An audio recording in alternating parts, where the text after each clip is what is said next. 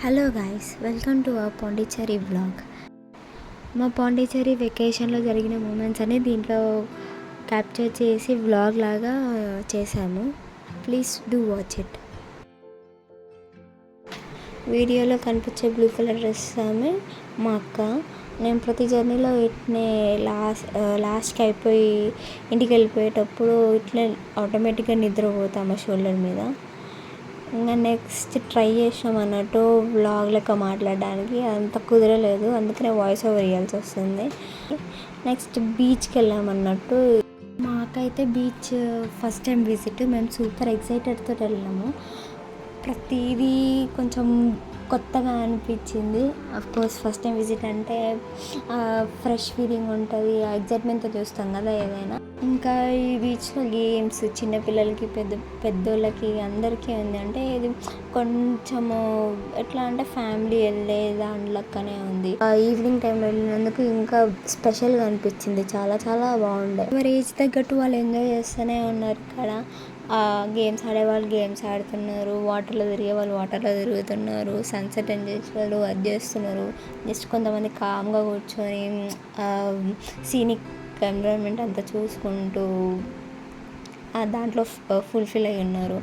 ఇంకా మేమైతే ఫొటోస్ దిగాము, వీడియోస్ తీసుకున్నాము, ఇంకొంచెంసేపు అలా కూర్చున్నాము. ఎందుకంటే బాగా కామ్గా పీస్ఫుల్గా అనిపించింది.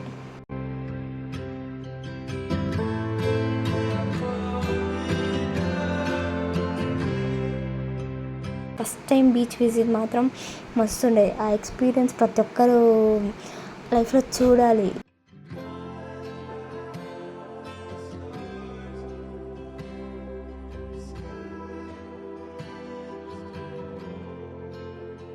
ఇది రాక్ బీచ్ అన్నట్టు, అది వేరే బీచ్ ఇది వేరే బీచ్. రాక్ బీచ్లో అయితే ఇంకా మస్తు ఉండే.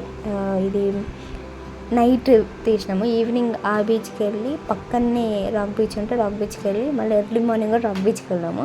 అంటే 2 సార్లు రాక్ బీచ్ విజిట్ చేసినాము. ఇక్కడ నుంచి మొత్తం రాక్ బీచే కనిపిస్తుంది. ఇక్కడ నుంచి వచ్చిన తర్వాత చూసిన రాక్ బీచ్ ఎంత ఫేమస్ అని అప్పుడు తర్వాత తెలిసింది. మేము ఎర్లీ మార్నింగ్ వచ్చి మంచి పని చేసినాం. మార్నింగ్ ఇంకా బాగుండేది.